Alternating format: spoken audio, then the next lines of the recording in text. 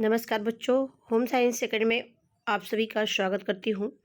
आज आपके लिए गृह विज्ञान कक्षा 10 का क्वेश्चन पेपर लेकर के आई हूँ। इसके साथ साथ ये क्वेश्चन का सॉल्व भी लेकर के आई हूँ कि क्वेश्चन कैसे आप अपनी कॉपी में लिखेंगे बोर्ड में और कैसे अपना मार्क्स अच्छा पा सकते हैं। तो ये सारी चीज़ें हम आपको बताएंगे और ये हमारी खुद की हैंड राइटिंग में दिया गया है और इससे आप अपने हेल्प ले सकते हैं कि हमारी जो बोर्ड का एग्ज़ाम होने वाला है उसमें हम अपने मार्क्स कैसे अच्छे पा सकते हैं। ये आपका क्वेश्चन पेपर है और आपको एक तरीका भी पता चल जाएगा कि कैसे कैसे पेपर आते हैं, कैसे हमें सॉल्व करना है। तो देखिए, ये 2022 का क्वेश्चन पेपर है और ये कुल 3 घंटे 15 मिनट का होता है। पूर्णांक 70 होता है इसमें और इसके साथ साथ यहाँ पे ये देखिए, यहाँ पे पूर्णांक जो है 70 होता है। 3 घंटे 15 मिनट होता है इसका वो। और इसके साथ यहाँ पे देख सकते हैं कि अब देखिए, इसमें जो क्वेश्चन है सामान्य निर्देश में है। सभी प्रश्न यहाँ पे अनिवार्य हैं और जिसमें आपके 4 कैटेगरी के क्वेश्चन आते हैं। क्या क्या आते हैं देख लीजिए एक बार। ये देखिए, आपका बहुविकल्पीय आता है और अति लघु आता है, लघु उत्तरीय आता है और दीर्घ उत्तरीय आता है। यानी 4 प्रकार के क्वेश्चन पेपर आते हैं, यानी क्वेश्चन आपके आते हैं क्वेश्चन पेपर में। बहुविकल्पीय किसे कहते हैं, अब ये और इशारे से आंसर आपको देना अनिवार्य होता है। तो देख लेते हैं बहुविकल्पीय किसे कहते हैं। बहुविकल्पीय लगभग आपको बताया भी गया होगा कि जिसके 4 ऑप्शन होते हैं उसमें से एक सही होता है। देखिए, यहाँ पे दिया गया है, उसमें से एक को टिक करना होता है और वही आपको आंसर लिखना होता है। तो इंस्ट्रक्शन दिए गए हैं कि जहाँ जितने प्रकार के ये क्वेश्चन पेपर आपके आते हैं, इसमें से 4 वैकल्पिक उत्तर दिए गए, इनमें से सही विकल्प चुनकर उन्हें क्रमवार अपनी उत्तर पुस्तिका में लिखिए। एक बात ध्यान दीजिए, जब आप एग्ज़ाम में लिखते हैं क्वेश्चन को, तो उसमें से ना तो क्वेश्चन नोट करिए ना तो पूरा आंसर नोट करिए, बल्कि क्वेश्चन नंबर, खंड नंबर डाल करके आप उसका आंसर, जैसे कि यहाँ पे है, किसी परिवार की निश्चित अवधि में होने वाला आय व्यय का लेखा जोखा क्या कहलाता है, तो बजट कहलाएंगे। तो आप खंड ए का पहला क्वेश्चन का नंबर डाल करके पहले का ऐसे इस तरह से, यानी फर्स्ट है, खंड आप डाल दीजिएगा ऊपर और फर्स्ट का आंसर क्या होगा तो लिख दीजिएगा आप बजट। या ऐसे भी लिख सकते हैं आपका कि आय व्यय का लेखा जोखा जो है रखना ही बजट को अंडरलाइन कर सकते हैं, इस तरह कि आय व्यय का लेखा जोखा रखना ही क्या होता है, बजट कहलाता है। तो बजट को आप बड़े से लिख करके और नीचे अंडरलाइन कर दीजिएगा, यही इसका आंसर हो जाएगा। तो इसी तरीके से सारा क्वेश्चन आपका आंसर देना है। मैं एक बार टिक कर देती जाती हूँ। तो पहले का आंसर क्या होगा, बजट होगा। और दूसरे का आंसर क्या कह रहा है कि श्वसन क्रिया में रक्त का शुद्धिकरण कौन सी गैस के द्वारा होता है, यहाँ पे ऑक्सीजन के द्वारा होता है।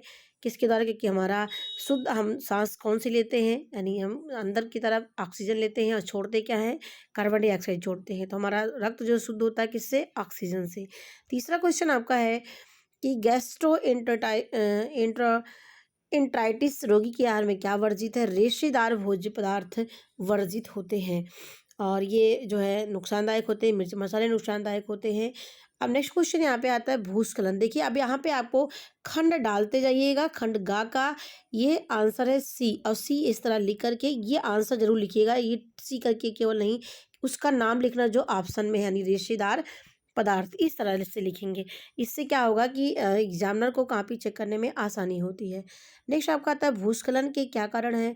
तो भूस्खलन के जो कारण है इसमें देखिए, भूस्खलन का मतलब धरती का अपने स्थान से खिसकना ही भूस्खलन कहलाता है। नहीं, पृथ्वी का अपने स्थान से खिसकना ही भूस्खलन होगा। आपने नाम सुना होगा, उत्तराखंड में देखिए पहाड़ गिर जाते हैं, अपने स्थान से खिसक जाते हैं, मिट्टी फट जाती है, नीचे की ज़मीन फट जाती है।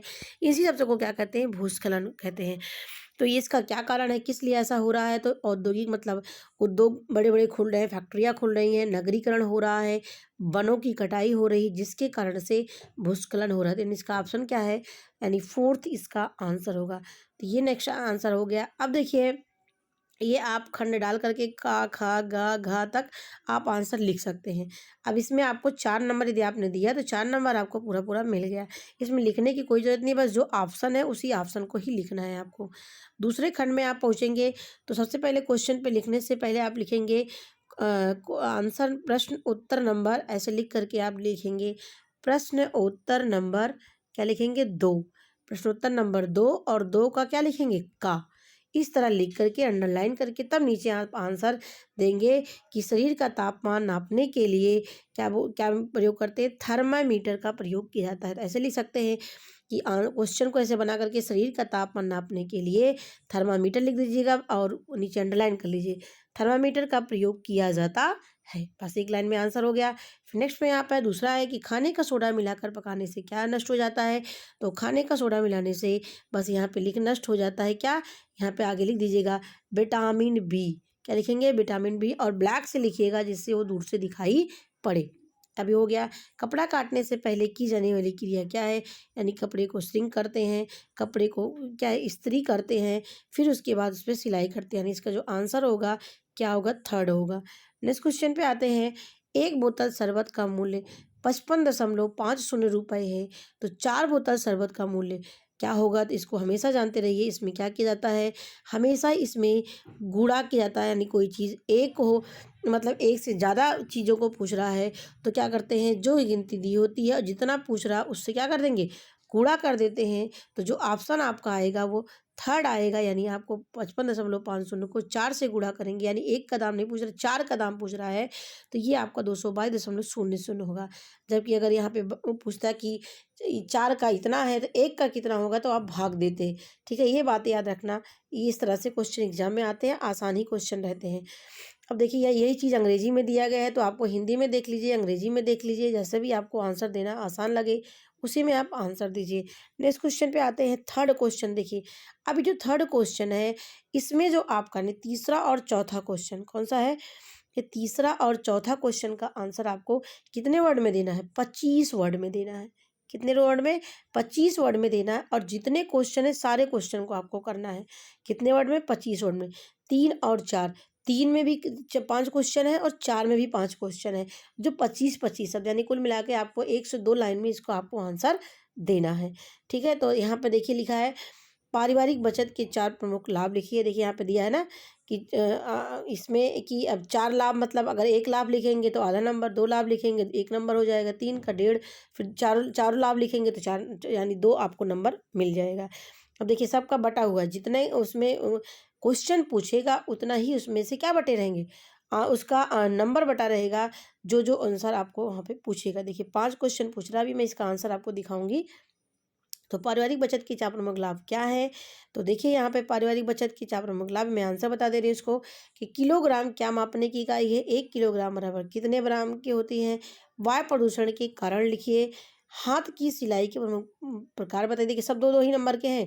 भोजन को तलकर पकाने की कोई 2 हानियाँ लिखिए, यानी 3 काका डाल करके और इसके बाद डालेंगे 3 काका, ये उत्तर, 3 खा, 3 घा, 3 घा, 3 रा, ऐसे लिख करके आपको आंसर देना। देखिए मैंने यहाँ पे आपको लिखा हुआ है कि क्लास 10th का होम साइंस 2022 का क्वेश्चन है। को पहला क्वेश्चन क्या पूछा आपसे कि पारिवारिक बचत के 4 प्रमुख लाभ लिखिए। अब देखिए मैंने 4 प्रमुख लाभ इस तरह से लिखा है, तो इस तरह से भी आप लिख सकते हैं। भविष्य के आकस्मिक संकट से बचाने के लिए आर्थिक लाभ होता है, हम बचत बना के चलते हैं, और जीवन स्तर उठाने में सहायता मिलती है, वृद्धावस्था में सुरक्षा मिलती है। यानी कहने का मतलब है अपने पैसे को हम बचा करके रखेंगे, फिजूल खर्च नहीं करेंगे, सुरक्षित रखेंगे गुल्लक में, बैंक में, कहीं भी, तो हमारे वही पैसा हमारे काम में आ सकता है। तो इससे ये लाभ होता है, तो ये आप याद कर लीजिएगा। ठीक है, नेक्स्ट क्वेश्चन है कि किलोग्राम क्या मापने की इकाई है, 1 किलोग्राम में कितने ग्राम होते हैं। अब देखिए मैंने यहाँ पे आंसर क्वेश्चन आपको बताने के लिए लिख दिया है, आपको इतना क्वेश्चन लिखने की ज़रूरत नहीं है। आप यहाँ पे केवल डालेंगे क्वेश्चन का नाम और उसका आंसर कि किलोग्राम जो है किसी वस्तु के वजन या भार को मापा जाता है, जैसे आलू, चीनी, सेब आदि को नापा जाता है। और कह रहा दूसरा कि 1 किलोग्राम में कितने ग्राम, 1 किलोग्राम में कितने ग्राम होते हैं, तो 1 किलोग्राम बराबर 1000 ग्राम होते हैं। तो देखिए 2-25 शब्द में लिखना है, तो ये आप कितना ही आंसर आपको देना है, इतने में आपका पूरा हो जाएगा। तीसरा है आपका वायु प्रदूषण के कारण लिखिए। अब देखिए वायु प्रदूषण के क्या कारण है, अब आपका 2 नंबर का है तो आधा आधा एक एक आधा आधा पॉइंट यानी एक एक हेडिंग लिखेंगे तब आपको 2 नंबर जाके मिलेगा। तो इसलिए मैंने 4 पॉइंट यहाँ पे लिख दिया है कि वायु प्रदूषण के क्या कारण है। श्वसन क्रिया के द्वारा, यानी आप कार्बन डाइऑक्साइड को बाहर निकालते हैं, जिससे वो कार्बन डाइऑक्साइड बाहर निकलती है तो भी दूषित होता है, मतलब कि इससे वायु प्रदूषित होता है। सजीव पदार्थों का विघटन होता है, जैसे कि कोई चीज़ जैसे सड़ जाती है, सब्जियां हुई, जीव जंतु हुए, तो उससे भी वायु हमारे दूषित हो जाता है, बदबूदार हो जाता है। ईंधन यानी कोई चीज़ जलाते हैं आप तब भी दूषित होता है। धूल या अनसूक्ष्म कण जो उड़ते रहते हैं एनवायरनमेंट में, इससे भी हमारा वायु प्रदूषण होता है। तो 4 कारण मैंने यहाँ पे लिख दिया। इस तरह से अपने एग्जाम में आप लिख सकते हैं। नेक्स्ट क्वेश्चन है, हाथ की सिलाई के प्रमुख प्रकार बताइए, यानी हाथ से कौन कौन सी हम सिलाई कर सकते हैं। तो देखिए यहाँ पे उसका नाम ही केवल लिखना है, क्योंकि आपको 2 ही नंबर का क्वेश्चन आंसर है ये, तो आपको 2 ही नंबर में यहाँ पे बताना है। तो 2 नंबर में आपको क्या क्या बताएंगे, तिरछी कच्ची सिलाई, कच्चा टाका, रनिंग टाका, विषम कच्चा टाका, हाथ की बखिया, हेमिंग। देखिए बच्चों, ये सब आपने यदि पढ़ा नहीं होगा तो मैंने वीडियो है कक्षा 10 प्लेलिस्ट में, आप जा कर के ये सब चीज़ें मैंने पढ़ाया हुआ है शुरू से लेकर के अंत तक, वहाँ से आपको पूरी हेल्प मिल जाएगी। वहाँ से अपनी भी तैयारी कर सकते हैं, भी आपके पास समय है तो ये क्वेश्चन आप देख लीजिए, इसी तरीके से आपको करना है। तो आपका देखिए बहुविकल्पीय क्वेश्चन हो गया। अब क्या हो गया, अति लघु हो गया। अब क्या बचा, अभी आपका एक खंड अति लघु का और बचा है। अब देखिए यहाँ पे पांचवा क्वेश्चन क्या है। अब जो मैंने यहाँ पे किनारे लिखे हैं, ये देखिए, ये जो मैंने यहाँ पे क्वेश्चन डाल के लिखा है, ये आपको नहीं करना है। आपको केवल सीधे लिखना है 5, 2 का 5 लिख सकते हैं, या 2 का अड़ा नंबर, ठीक है, यानी 2 का अड़ा क्वेश्चन का आंसर, ऐसे करके आप नीचे से आंसर डाल देंगे, जिससे कि जो एग्जामिनर होता है उसको कॉपी चेक करने में दिक्कत नहीं होती है, क्वेश्चन लिखने की ज़रूरत नहीं है आपको, ठीक है। तो हाथ की सिलाई के प्रकार इतना ही डालिए, उसके बाद नीचे ये बना दीजिए। इस तरह डिजाइनदार बना लिखने से क्या होगा, जो एग्जामिनर को कॉपी आपकी अच्छी लगेगी और अच्छे मार्क्स आपको देंगे। देखिए, भोजन को तलकर पकाने की कोई 2 हानियाँ लिखिए। तो अधिक तलकर पकाने से भोजन के पौष्टिक तत्व नष्ट हो जाते हैं। देखिए 2 हानियाँ पूछ रहा है तो 2 ही बताना है आपको। तला हुआ भोजन स्वास्थ्य के लिए क्या होती है, हानिप्रद यानी हानिकारक होती है। तो बस 2 ही लिख दीजिए, उसका उत्तर आपको मिल गया। तो ये देखिए कक्षा 10 का हो गया क्वेश्चन। ये आपका क्या था, ये 3 का था, क्या था ये, 3 का। देखिए 3 और 4 का अति लघु है, तो 3 और 4 का मैंने 3 में कितने क्वेश्चन थे, 5 क्वेश्चन थे, आपने किया। अब 4 में कितने क्वेश्चन है, 5 क्वेश्चन है। अब इसमें करते हैं, ये भी आपका अति लघु है। अब देखिए यहाँ पे अस्थि भंग के 2 लक्षण लिखिए। अशुद्ध जल के सेवन से किन्हीं दो किन्हीं 4 लोगों के नाम लिखिए। सिलाई किट में फिंगर कैप का क्या कार्य है। भोजन को, एक सेकेंड,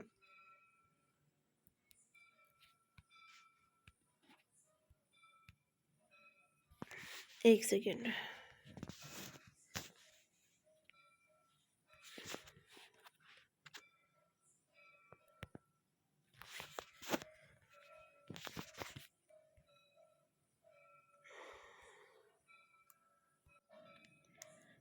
चलिए देखिए 4 क्वेश्चन अब आपके हैं कि अस्थिभंग के कोई 2 लक्षण लिखिए।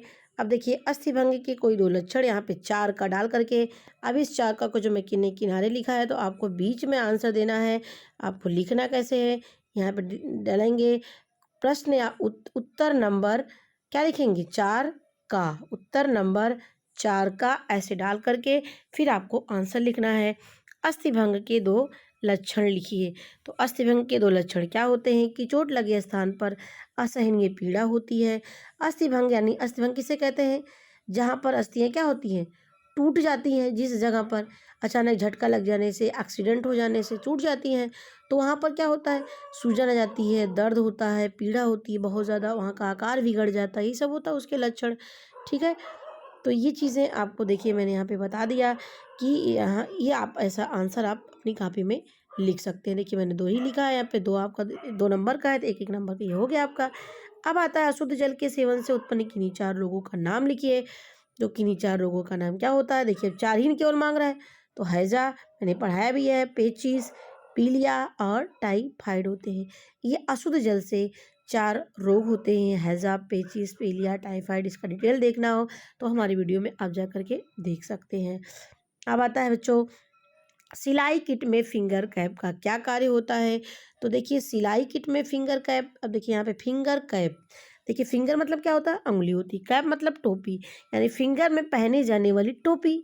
ऐसे भी बता सकते हैं कि ये हल्के लोहे का या प्लास्टिक की बनी हुई एक छोटी सी क्या होती है, मतलब एक छोटी सी टोपी होती है, जिसे बीच की उंगली में पहनकर हाथ की सिलाई करने के लिए सुई अ, इसमें जो है सुई के पिछली उंगली में नहीं धंसता है। अब क्या तो सुई का जो पिछला हिस्सा होता है, जो उसको उठाते हैं आप, तो बार बार आपकी उंगली में घुस जाती है, दब जाती है, जिसकी वजह से दर्द होता है, वहाँ के चिमड़े निकल जाते हैं। तो इससे बचने के लिए क्या पहनते हैं, फिंगर कैप पहना जाता है।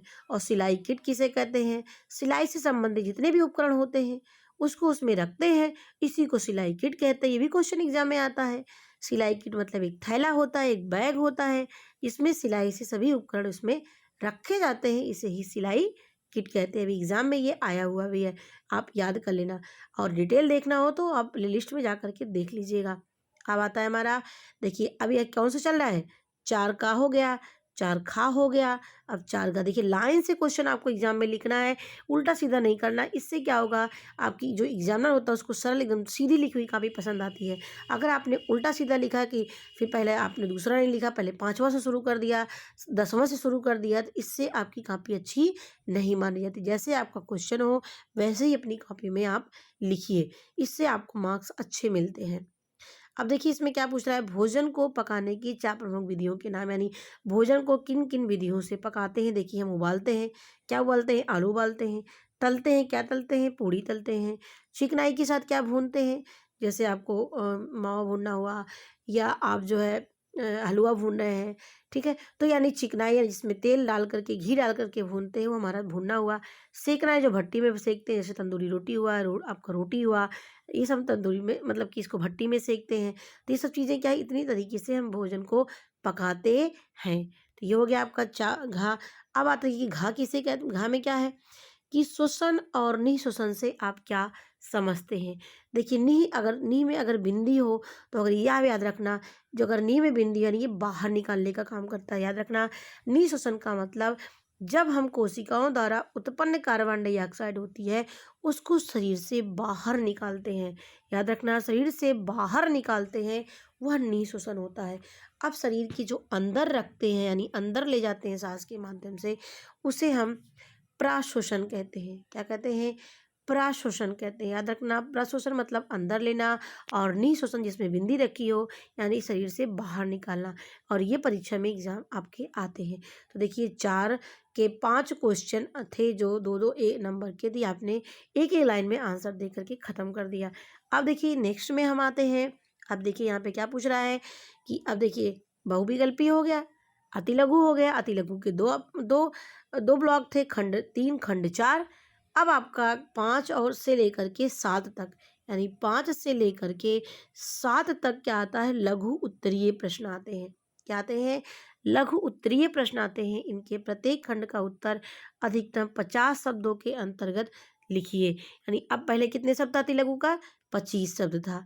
अब आपका क्या आ जाएगा, लघु उत्तरीय। लघु उत्तरीय में कितने शब्द में लिखना है, 50 शब्द में लिखना है। ये बातें आप याद रखना।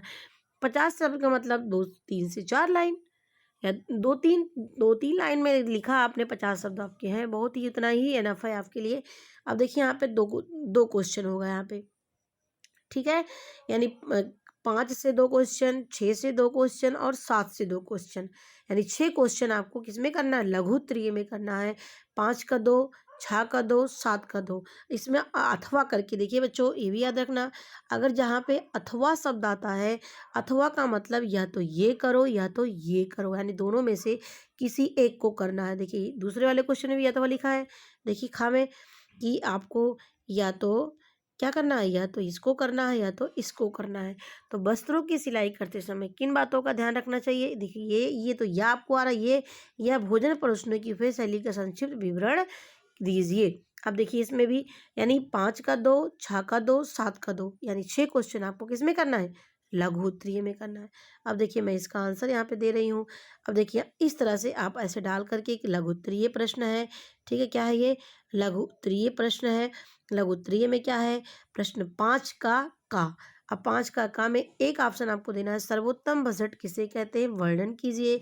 या इसमें से जो भी आपको आ रहा है, ओ आर अगर लिखा हो, ओ आर का मतलब भी होता है अथवा।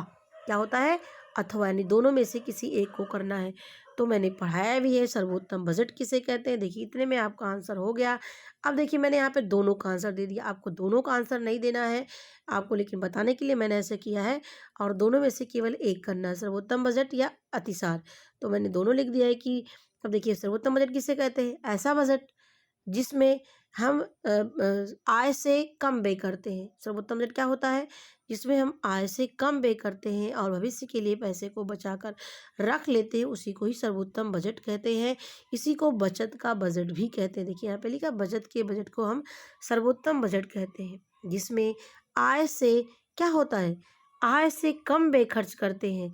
अर्थात इस बजट में पारिवारिक आवश्यकताओं की पूर्ति के लिए व्यय का प्रावधान इस प्रकार किया जाता है कि भविष्य के लिए कुछ बचा करके पैसा रख लिया जाए, जिससे परिवार का जब कोई आर्थिक संकट का सामना आसानी से हम कर सके। और इसीलिए बचत के बजट को बनाया जाता है और ये सबसे अच्छा बजट माना जाता है। देखिए आपका 50 शब्द था, तो 50 में आप इतना लिख सकते हैं, इतने में आपका आंसर पूरा हो जाएगा। तो बस इतने ही आपको करना है। अब देखिए छठे इसी में आपका अतिसार है। अब इसमें से 2 करना था, एक अतिसार करना है, एक सर्वोत्तम बजट। अब देखिए यहाँ पे आपका 5 खा, अभी मैंने आपको यहाँ पर देखिए बताया था, एक बार फिर से देख लेते हैं। देखिए 5 का सर्वोत्तम बजट था, ये मैंने आपको बता दिया। अब छठों में क्या है, वस्त्रों की सिलाई करते समय किन बातों का ध्यान रखेंगे, या तो इसको बताइए आप, या तो भोजन परोसने की बुफे शैली किसे कहते हैं। तो बुफे शैली का मतलब जैसे बफर सिस्टम सबके यहाँ शादियों में होता है ना, बफर सिस्टम, उसी को बुफे शैली भी कहते हैं। इसमें खाना फूड को लगा होता है, हम खुद परोस कर खाते हैं, उसे ही बुफे शैली कहते हैं। तो ये देख लीजिए आप लोग, इसमें से केवल एक करना है। अभी तो मैंने आपको सर्वोत्तम बजट बताया, अब इसमें से एक करना है, अथवा चाहे इसको करना है चाहे इसको करना है। तो अब मैंने एक का आंसर यहाँ पे दिया है, आप ऐसे में देख सकते हैं। देखिए यहाँ पर वस्त्रों के सिलाई करते समय किन बातों का ध्यान रखेंगे, देखिए इस तरह हेडिंग डाल करके लिखेंगे, पॉइंट में लिखेंगे, तो आपकी काफ़ी अच्छी मानी जाएगी और आपको 1 जनवरी से अच्छा नंबर मिलेगा। देखिए सर्वप्रथम काटे गए वस्त्र के सभी निश्चित भागों क्या करना, जांच कर लेनी चाहिए, सही कटा है कि नहीं कटा है। धागा कपड़े के रंग के अनुसार होना चाहिए, मजबूत होना चाहिए, पक्के रंग में होना चाहिए। सिलाई करते समय हमेशा सीधा बैठना चाहिए, जिससे झुककर ना बैठें और इससे फेफड़े और आँख व रीढ़ की हड्डी पर जोर पड़ता है। सिलाई करने से पहले मशीन की सफाई कर लेनी चाहिए और हमेशा मशीन को ढक कर रखना चाहिए। तो देखिए ये सारे पॉइंट हैं जो 50 शब्द में था। अब ये हो गया आपका। अब देखिए छठों में भी 2 ही करना है आपको। ये देखिए यहाँ पे रोगी के ताप का चार्ट बनाने की विधि लिखिए, अथवा 4 कली का पेटीकोट बनाने की कलियां जोड़ते समय किन बातों का ध्यान रखेंगे। तो आपको जो अच्छा लगे वही आपको करना, जिसको आपको समझ में आए। दोनों में से केवल एक करना है, क्योंकि अथवा लिखा है। तो देखिए मैंने ऊपर वाला लिखा है, रोगी के ताप का चार्ट बनाने के लिए क्या करेंगे, तो तापक्रम मतलब कि जैसे कि थर्मामीटर से नापते हैं ना, कि कितना टेम्परेचर है, घटा बढ़ा, बीपी हाई है लो है, ये सब नापने के लिए काम करते हैं। बुखार टेम्परेचर कितना घटा बढ़ा, तो इसी को बोलते हैं तापक्रम मापने। तापक्रम ग्राफ बनाने के लिए एक ग्राफ पेपर लिया जाता है और ग्राफ पेपर पर खड़ी रेखा बनाने की तापक्रम को लिखा जाता है और उससे इस पर प्रत्येक वर्ग में 1 डिग्री फ़ारेनहाइट को दर्शाता है। ग्राफ पेपर की पड़ी रेखा पर रोग की अवधि के प्रत्येक दिन का विवरण उसमें अंकित किया जाता है, रोज रोज का, कि कितना टेम्परेचर रहा है, कितना टेम्परेचर रहा।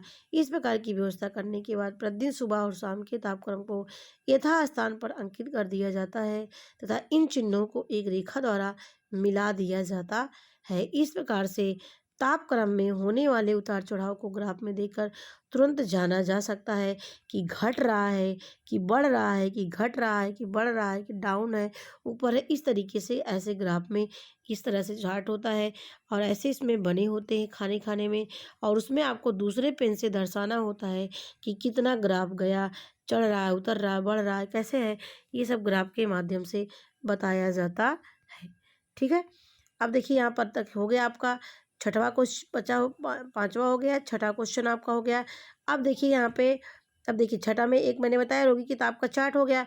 अब इसमें मियादी बुखार बताना है आपको, या मोच आने पर क्या उपचार करना चाहिए छठे में। अब देखिए यहाँ पर था मोच आने पर हमें क्या करना चाहिए, ये भी देखिए छठा का खा मैंने यहाँ पर देखिए हेडिंग लिख दिया। ऐसे भी आपको लिखना है कि मोच आने पर सामान्य उपचार क्या करना चाहिए। तो मोच से प्रभावित स्थान पर क्रैप बैंडेज बांध देनी चाहिए। मोच आए स्थान पर ठंडे पानी की पट्टी बांधने से लाभ होता है। पट्टी को लगातार गीला रखना चाहिए। अगर ठंडे पानी की पट्टी से लाभ ना हो तो गर्म पानी की पट्टी बांधनी चाहिए। और मोच आने पर आए अंग को अनावश्यक हिलाना डुलाना नहीं चाहिए। मोच आए अंग को दिन में 2-3 बार गर्म पानी में नमक डालकर सेकने से दर्द और सूजन में कमी आती है। और मोच आए अंग पर आयोडेक्स या मूव लगाने चाहिए। इससे दर्द में राहत मिलती है और सूजन में राहत मिलती है। तो ये चीज़ें मैंने आपको बताया। अब आता है आपका 7वां क्वेश्चन। क्या आता है आपका? अब देखिए 7वां क्वेश्चन एक बार देख लेते हैं क्या पूछ रहा है इसमें। 7वां क्वेश्चन में एक सेकेंड, देखिए 7वां क्वेश्चन है 7 का। अब यहाँ भी देख लेते हैं ये। अब देखिए इसमें से कह रहा है 1 7वां ना, 5 6 7 मैंने अभी आपको बताया कि 2-2 करना है सब में। तो देखिए 8% साधारण वार्षिक ब्याज की दर से 8,000 रुपये का 3 वर्ष का कितना ब्याज होगा? अगर आपको मैथ नहीं आती है तो मत करिए। दूसरा कर लीजिए, बर्फ़ की थैली का प्रयोग किस प्रकार किया जाता है? अब देखिए मैं इसका आंसर आपको दिखा रही हूँ। अब देखिए मैंने 1 लिखा है, अब इसको छोड़ दिया है। बर्फ़ की थैली वाला प्रयोग कर रहे हैं कि बर्फ़ की टोपी का प्रयोग विधि निम्नलिखित है।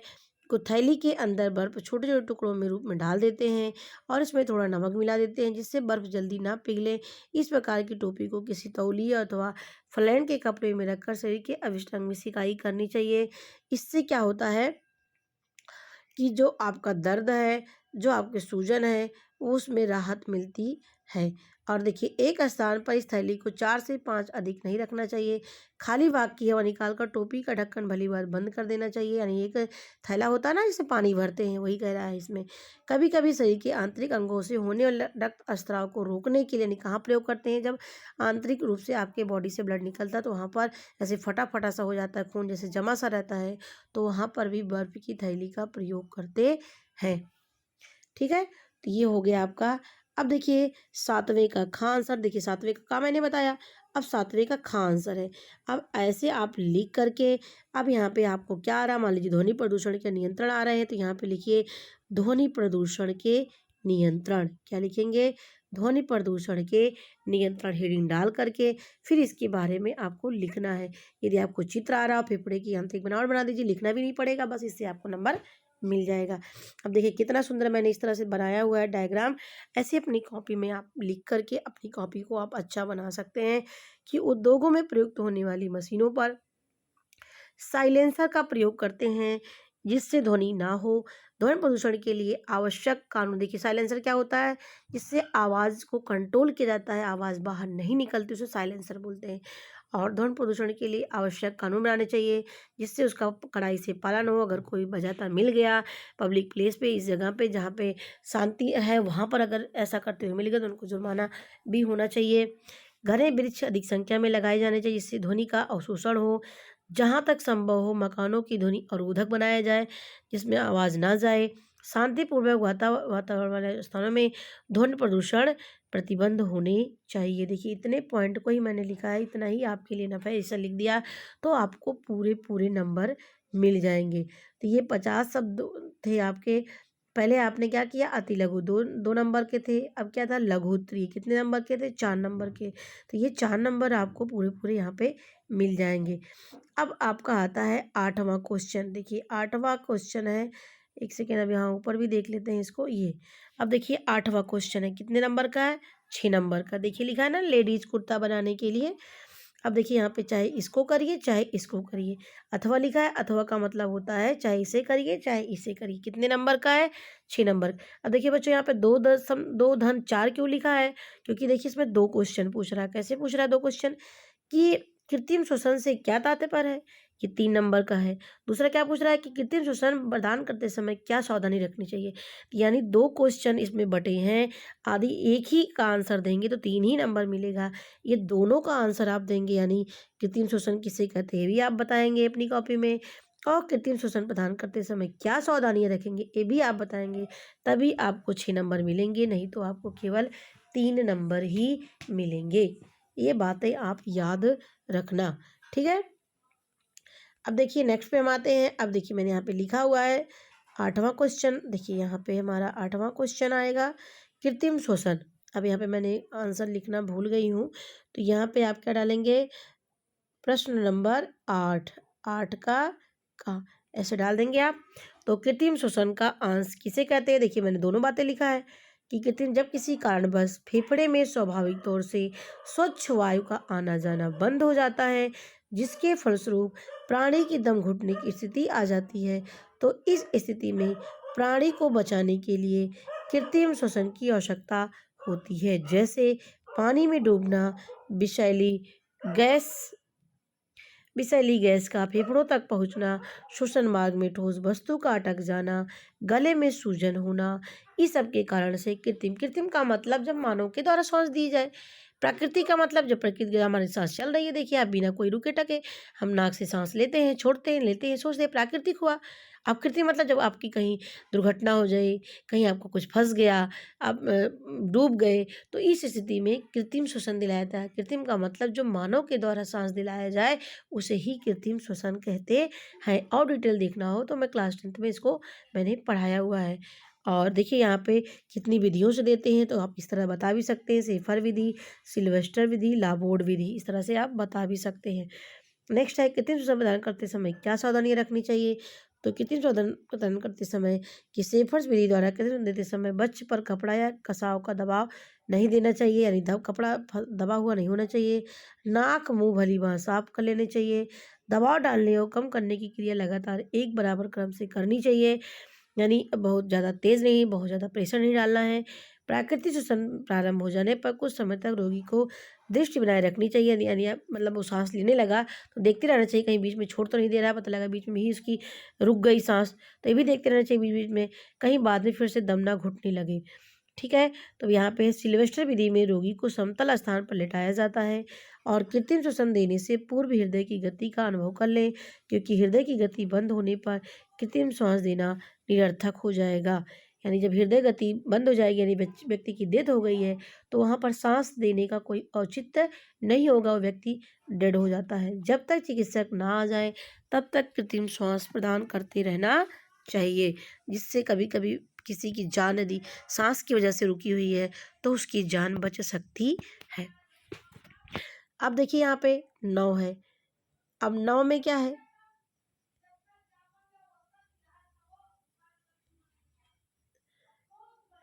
अब देखिए ये 9 का है। 9 में क्या है, अब एक ही करना है। देखिए चाहे पहला वाला करिए चाहे दूसरा करिए, क्योंकि इसमें क्या आ रहा है, आहार के विभिन्न पौष्टिक तत्वों पर पाक क्रिया का क्या प्रभाव पड़ता है, या घरेलू कचरे का विसर्जन करने के लिए किन तथ्यों का ध्यान में रखना चाहिए। तो दोनों क्वेश्चन में से केवल एक करना है, क्योंकि देखिए बीच में बेटा यहाँ पे क्या है, अथवा लिखा है। जब अथवा लिखा है तो क्या करेंगे, अथवा के लिए हम यहाँ पे केवल एक ही का आंसर देंगे। ठीक है, तो देखिए यहाँ पे अब मैंने एक आंसर लिखा है, देखिए कितने अच्छे से मैंने लिखा है। जो आपको अच्छी पॉइंट लगे उसको अंडरलाइन कर दीजिए। मैंने पहले भी बता चुकी हूँ, आपको क्लास में भी बताई हूँ और आपको ऑनलाइन भी मैंने बताया हुआ है कि घर पर कार्य करने, अब देखिए घरेलू कचरा का विसर्जन करने के लिए किन तत्वों को ध्यान में रखना चाहिए। तो पहले आप बताएंगे घरेलू कचरा किसे कहते हैं, यानी जो घर में काम करने से, खाना बनाने से, बर्तन धुलने से, सब्जी काटने से जो व्यर्थ पदार्थ बच जाते हैं उसी को क्या बोलते हैं, कचरा बोलते हैं। तो घर पर कार्य करने अथवा खान पान के समय अनेक व्यर्थ के पदार्थ एकत्र हो जाते हैं, जो घरेलू कूड़ा करकट कहते हैं, जैसे रसोई घर में काटे गए फल सब्जियां, पॉलीथीन, अखबार के कागज़, गत्ते के डिब्बे। यदि ये कूड़ा नहीं हटाया जाता है तो बढ़ता जाता है और बीमारियों का कारण बन जाता है, अतः इन्हें घर से दूर रखना, हटा देना अनिवार्य होता है। तो ये हो गया आपका किसे कहते हैं। अब आता है किन किन बातों का हमें ध्यान में रखना चाहिए। देखिए मैंने यहाँ पे कितने अच्छे से यहाँ पे सजाया है, आपको बताया है। इस तरह से अपने एग्ज़ाम में भी आप लिख सकते हैं कि कूड़े कचरे के निस्तारण करते समय ध्यान देने योग्य बातें। कूड़ेदान का प्रयोग सभी कमरों के कूड़े को कूड़ेदान में डालें, और यानी सब जगह डस्टबिन होना चाहिए। नीला व हरा कूड़ेदान रखें, और कूड़े को गीला, यानी जो हरा हो वो उसमें गीला कचरा, और जो सूखा हो उसमें नीले डस्टबिन में रखना चाहिए। ये भी कर सकते हैं। कूड़ेदान के अंदर पॉलीथीन का प्रयोग करना चाहिए।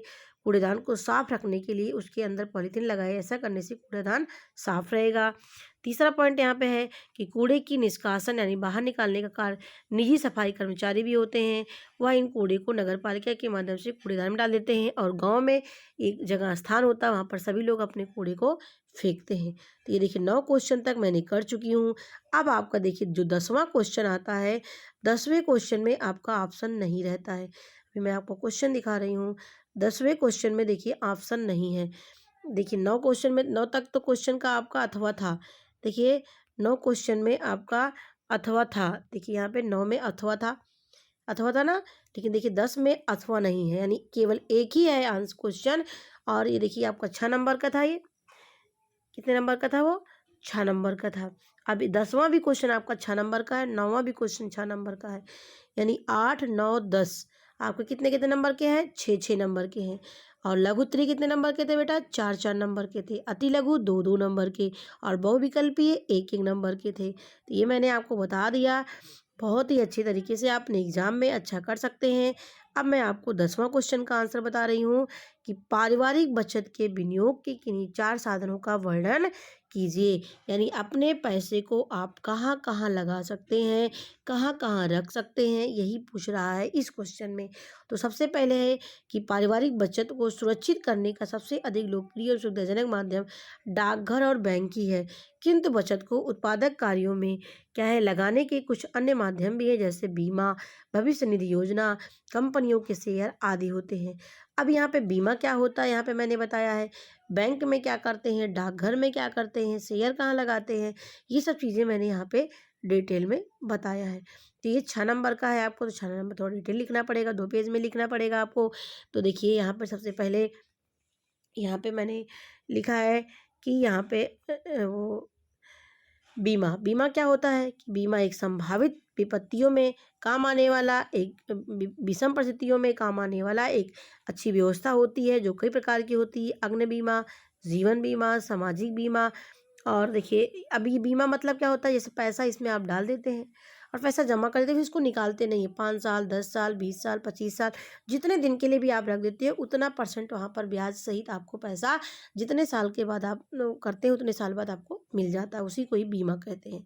ठीक है, तो अग्नि बीमा यानी आपकी फसलों के लिए बीमा कर देते हैं, आपके घर पे कर देते हैं कि अगर बाई द वे हमारे घर में आग लग जाती है तो इसका कौन भुगतान करेगा? ये बीमा इंश्योरेंस SBI मतलब कि LIC करेगी। ठीक है, तो लाइफ इंश्योरेंस कॉर्पोरेशन जिसको बोलते हैं। तो ये बीमा कई तरीके से होता है, सामाजिक बीमा होता है, जीवन बीमा होता है, यानी आपके घर के में आपने अपने अपने नाम से खाता खुलवाया है, बीमा किया है, आपके ना रहने पर आपका वही पैसा आपके परिवार को काम आता है, इसी को ही हम बीमा कहते हैं। ठीक है, अब देखिए बैंक क्या होता है।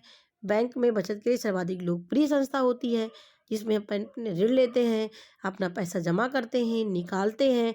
और ये जमा करने के लिए हम निकालने के लिए चेक का प्रयोग करते हैं, ड्राफ्ट को बनाते हैं, पैसा निकाल आदेश चेक आदि से निकालते हैं पैसा को।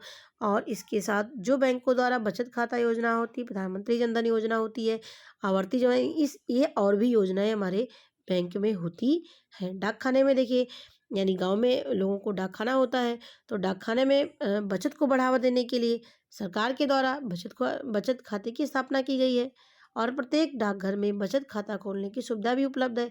इस खाते में न्यूनतम रुपया कि 100 रुपये से लेकर के कितने 100 रुपये से लेकर के 1 लाख तक का हम क्या कर सकते हैं, जमा कर सकते हैं डाक खाने में। तो ये कोई बड़े वयस्क के, चाहे वो महिला हो, पुरुष हो, बच्चे हो, किसी भी के नाम से खाता खुलवाया जा सकता है। ठीक है, अब आता है हमारा सर्वाधिक भविष्य निधि योजना क्या होती है। अब जैसे जो नौकरी करने वाले होते हैं PPF अपना खुलवाते हैं, और इसमें अब जो उनका खाता होता है, जो उनका पैसा मिलता है सरकार के द्वारा, उसका कुछ % कट करके आपका उसमें अलग निकाला, मतलब उसको जमा किया जाता है। और लास्ट में जब रिटायर होने के बाद उनको पैसा टोटल मिल जाता है इकट्ठा, तो उसी को सार्वजनिक भविष्य निधि योजना कहते हैं। और अलग अलग भागों में जमा किया जाता है। इस योजना के तहत खुलवाए गए खाते को कम से कम 15 वर्षों तक चालू रखना, यानी 15 वर्षों तक आपको पैसा जमा करना पड़ेगा। तो देखिए अब इतने क्वेश्चन आप लिखने के बाद नीचे अपना रोल नंबर लिखना ना भूलें। जहाँ पर आपकी कॉपी ख़त्म हो रही है वहाँ पर ज़रूर लिखें अपना, क्या लिखेंगे, अपना रोल नंबर लिखेंगे ज़रूर से, जिससे आपकी कॉपी जो है कभी खुल गई, नहीं मिल रही हो तो, और इसके साथ-साथ किनारे भी अपनी कॉपी में आप लिख सकें, लिख दीजिए, जिससे आपकी कॉपी क्या होगी, कभी गुम होने पर वो आसानी से मिल जाए। तो देखिए मैंने आपको सारे क्वेश्चन का आंसर आपको बता दिया।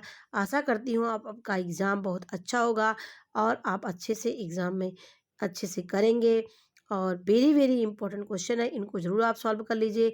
कुछ क्वेश्चन, क्योंकि एक ज़िले से दूसरे ज़िले से क्वेश्चन आपके मतलब ट्रांसफ़र होते रहते हैं, तो कोई बाय द वे यही क्वेश्चन आपके एग्ज़ाम में भी आ सकता है। तो ये क्वेश्चन आप तैयार कर लीजिए। आशा करती हूँ बच्चों आपको वीडियो हमारी अच्छी लगी होगी, तो ज़रूर हमें कमेंट बताइएगा। और भी क्वेश्चन ऐसे पाने के लिए हमें आप कमेंट बॉक्स में ज़रूर बताइएगा।